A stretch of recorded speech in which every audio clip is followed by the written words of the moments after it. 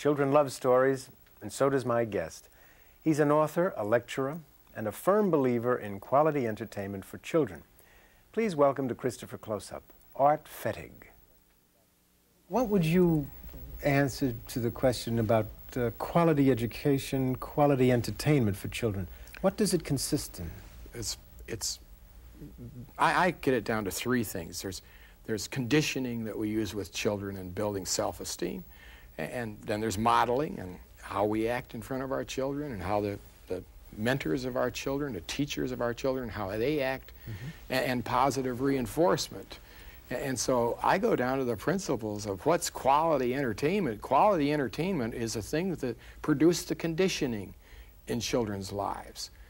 In other words, if it's good stuff that we're putting in there on a constant basis, on a bombardment, and television is certainly a bombardment, records are a bombardment, that's what's going to come out.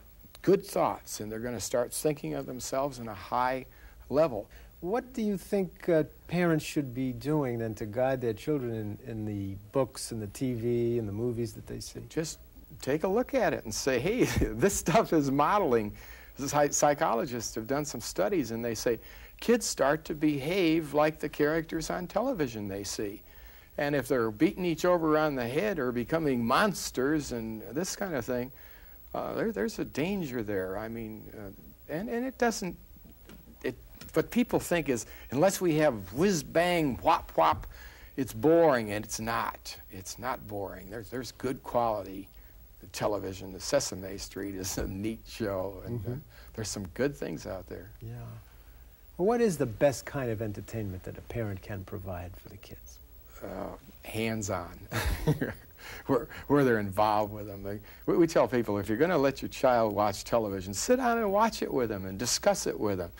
But best entertainment I ever provided my kids is when I got down on my hands and knees and let them hang on my back and went crawling around on the floor with them. What would be your wish for children? I wish them love. Because if they can find self-love, if they can love themselves, they'll have high self-esteem. And if they have high self-esteem, they're not going to get into alcoholism. They're not going to get into drug addiction. I saw statistics. The statistics I read the other day say that 80% of the kids going into school for the first time have high self-esteem. Sixth grade, only 20% of them have high self-esteem. Senior in high school, 6% have high self-esteem. What have we done to these kids? We haven't loved them, and we haven't read to them, and we haven't hugged them, and we haven't told them the whole message is there's greatness in you. There's greatness in you. If you had your moment to speak to the parents, what message would you give to them about teaching children and entertaining children? If you're serious about your children and their futures, you got to get involved. You got to get involved every single day.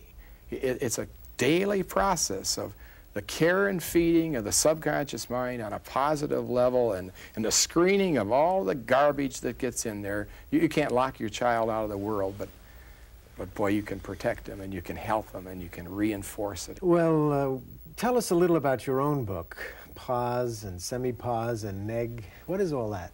Oh, Pause is a robot. They're all robots. Pause is a little girl robot, though, and she teaches all the principles of positive thinking. Pause is the happy, successful robot. Semi-Pause is like a lot of us. He's going to be happy and successful someday, mañana, you know, when I get around to it. Not now, forget it, Charlie. No. And Neg is blah. I mean, Neg has got a bad answer for everything, negative. Why is a positive attitude so important for a young person? Without it, if you don't have high self-esteem and you don't have a positive attitude, every day is drudgery. It's like going to school is the same as having a lousy job. And you just put up all these walls to learning and to happiness and to joy, and even to the faith, you know, even to your faith, you put up a barrier to it.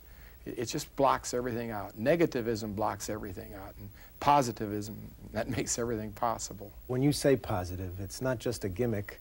It's not a slick kind of personality package that you're talking about. You're really talking something going to the basic self-concept. Self-appreciation, right. self-understanding.